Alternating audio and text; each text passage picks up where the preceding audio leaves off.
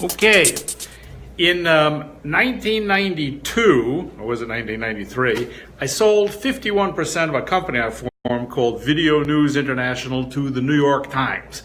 And I had met with Punch Sulzberger, who was the owner and the publisher and the chairman of the Times. And I said to him, I will create for you a video analog of the newspaper. I mean, this is 28 years ago. You see how far advanced the Times was at that time to getting into the video business. So the idea when I came to the New York Times was I was going to create a video version of the New York Times. This is before the internet ever went to video. I mean, it was thinking television, stuff like that, but this guy was very smart. Anyway, once I was in, they made me the president of a new company called New York Times Television. I don't belong in the corporate world, but there I was. And as soon as I got into the building, I was invited to lunch with Joe Lelyveld, who was the managing editor of the paper. He ran the guy was a brilliant journalist. The guy's written a lot of books. And he invited me to lunch in the executive dining room of the New York Times Company, and we went to lunch together, and we sat down, and there were guys with, white jackets and silver trays serving wine and salmon. I thought this was pretty good. And he turned to me, he says, "Welcome to the New York Times Company." I said, "Thanks a lot, Joe," or maybe Mr. Lelyveld, I should have said. "I really appreciate it." He said, "Just two things I want to tell you." I said, "Great, what do you want to know?" He said, "First, you can't come in my newsroom or get access to the paper," which was a problem if I was going to turn the paper into video. "And second, you can't use the name New York Times or any of the material that's been in the paper. And have a nice day." So I was, as we say on the television, I was screwed. I mean, I was really in trouble because I had, when you do these things and you sell a company, you lay out all these projections. A lot of projections were based on the idea of turning the paper into video, which is what I said I was going to do. And I couldn't do that anymore. And you start to go to these board meetings and they start to pound you because there's no revenue. So I thought, I got to start finding a way to make this thing work or I'm going to be out on my ass. So instead, I got approached by, it happened by accident, a new cable company called The Learning Channel. And we did one documentary for them called Killer Virus about Ebola, and it won an Emmy. And so John Ford, who ran The Learning Channel, said to me, "Do more stuff." And so I didn't know what to do, so I just made up some show ideas, and we started to produce this whole bunch of series like Trauma, Life in the ER, kind of these journalistic kind of documentaries, but first reality shows. Now, those shows really took off, and within 2 years, we had grown New York Times Television to the largest nonfiction television production company on the East Coast. We had 8 series running simultaneously, and to give you an idea, each show paid about $250,000. Each series was 13, so $250,000 times 13 times 8, that's a big number. So we were generating enormous amounts of money here for the newspaper. Of course, the paper still hated us in a way. The more successful we got, they called us pariah pictures. They couldn't stand the idea that they were actually making television. I mean, they weren't making one of their reporters go on PBS and pontificate about what was going on. They were actually making television shows that actually made money, and they hated it, which is what I want to talk to you about newspapers.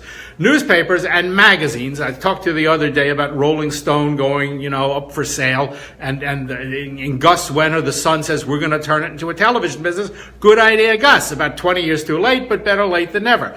Newspapers and magazines and places like that, they are magnets for creative people. People don't go work at a newspaper or a magazine because they want to make a lot of money. They go work there because they want to be storytellers. Well, in the digital age, being a storyteller in print and being a storyteller in video is virtually the same thing. In fact, in a lot of ways, doing storytelling in video is a lot simpler than doing it in print, like I'm doing here in video, and I don't do anything except turn on this thing and start talking.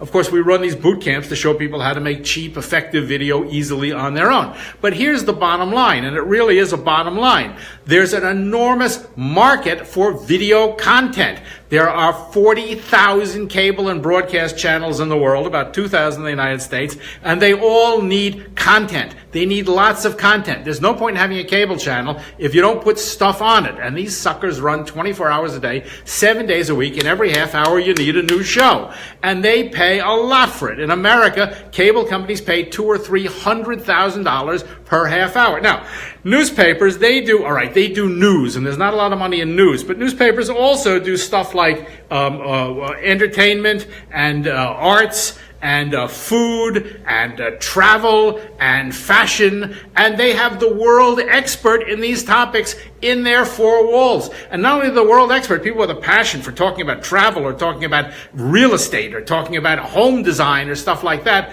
not only are they there, not only are the world experts, they want to do stuff about that. To sit them down in front of a word processor and say, okay, you are limited to text is crazy, because there isn't that much money in text. There is a ton of money to be made in those realms in television, cable, online, over the top, whatever you want to call it, even internet. There is a limitless appetite. Newspaper only comes out once a day. Magazine comes out once a week, or in the case of Rolling Stone, once every 2 months. There's not a lot of space to put ads in. But cable runs, and satellite runs, and online runs 24 hours and 7 days a week. Ad means content, content, content, content. And newspapers and magazines, they are hothouses for content. So for crying out loud, if you have a newspaper or magazine and you want to generate some real revenue, I'm not talking about the stupid things that come with pre-rolls, which are annoying, or those little 3-minute videos about socially important affairs, which are great, but nobody watches them.